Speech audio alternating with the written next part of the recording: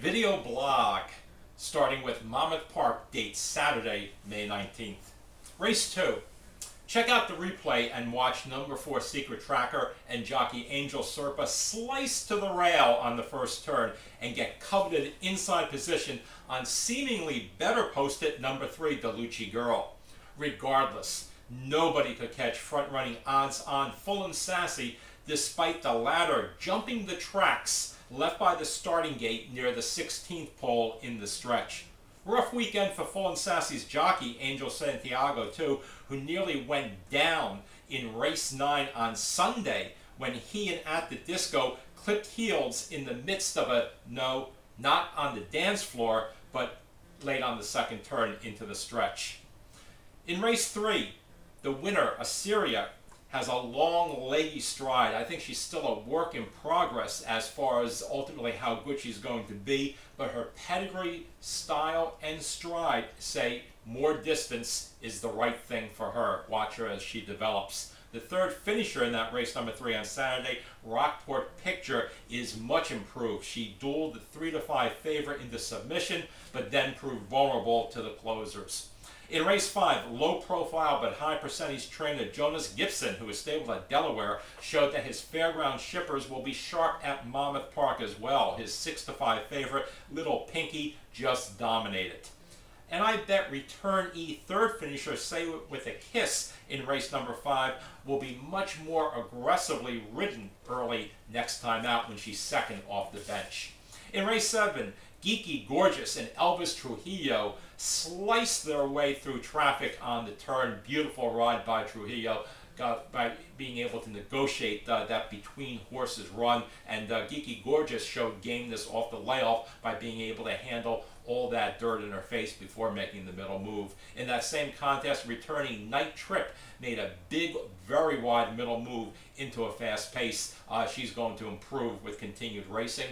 And cutting back, Circular Rhythm found early traffic rushing up into the pace. I think she got some good sharpening for her next start, hopefully for her around 2 turns, but she gets the right spot and an outside draw going 6 furlongs in a smaller, weaker field. She just might be good enough to get the job done. In race 8, what a beautiful, patient ride by Joe Rocco Jr. on board Blazin'. He saved ground for as long as possible, looked hopelessly blocked and boxed coming into the stretch and even into upper stretch, but Rocco patiently waited for the hole to open on the inside, as it often does on the turf course, especially when the horses are passing the temporary rail and going to the regular rail in deep, deep stretch, and a hole indeed did open. Rocco Jr. and Blazin' just shot through it. But if that hole hadn't opened, who knows where Blazin' would have finished. Sometimes those inside all the way rides on turf are high risk reward, and when the risk is too much, you can finish off the board.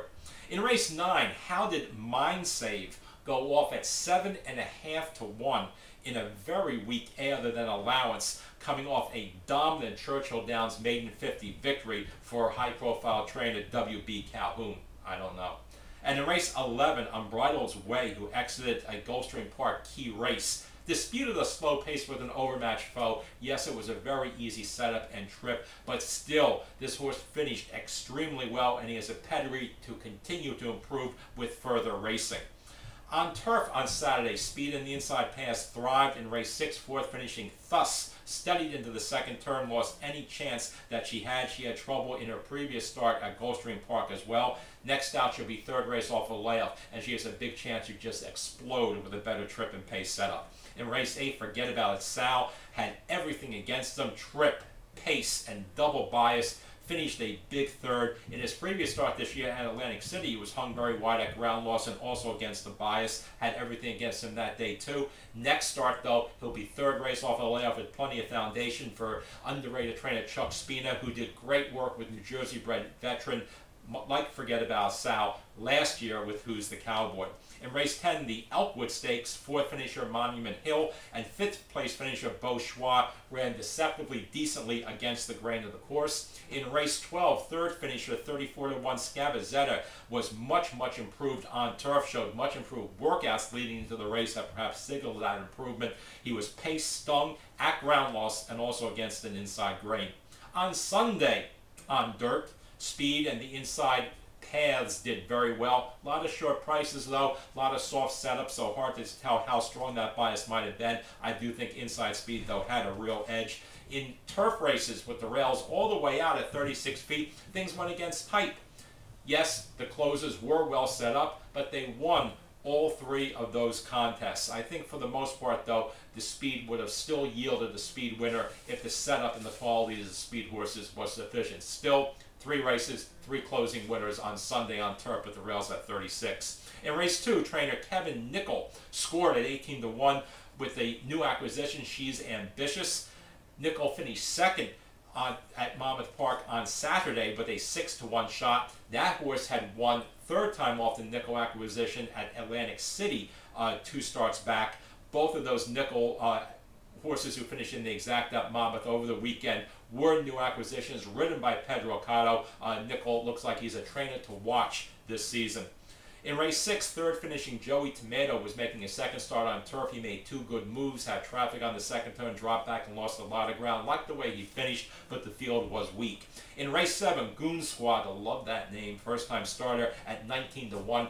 Beautifully prepped by conditioner Chuck Simon, a very underrated trainer and a guy to watch. Goon Squad had a long series of workouts in preparation for the debut, and the ones that were the fastest were the ones from the starting gate. I like that pattern a lot.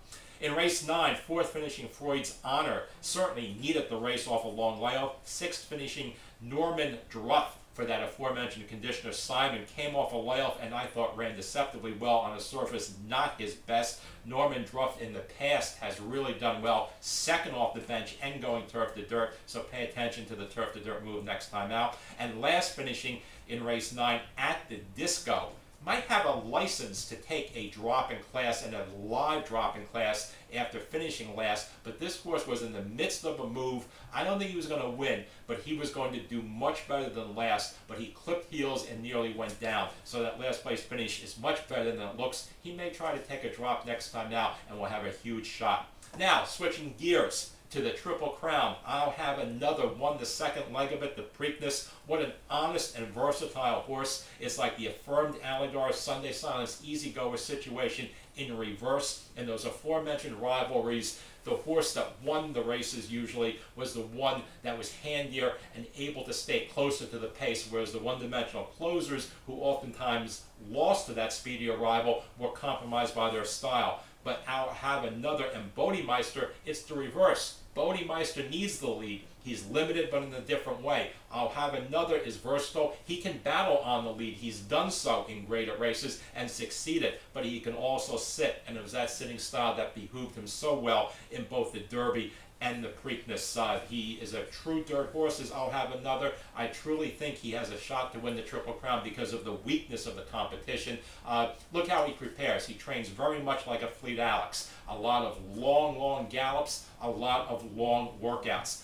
Fleet Alex got stronger through the Triple Crown. When he won the Belmont Stakes, he was absolutely dominant, was one of the most impressive Belmont Stakes victories of recent years, but he never raced again. Fine line between all this work, all these gallops, and maximum condition, and perhaps going over the top. We'll see how I'll have another, and trainer Doug O'Neill, who's been so masterful, handle that dilemma in the coming weeks. Bodemeister showed that he's a 9-furlong horse, both the Derby and the Preakness.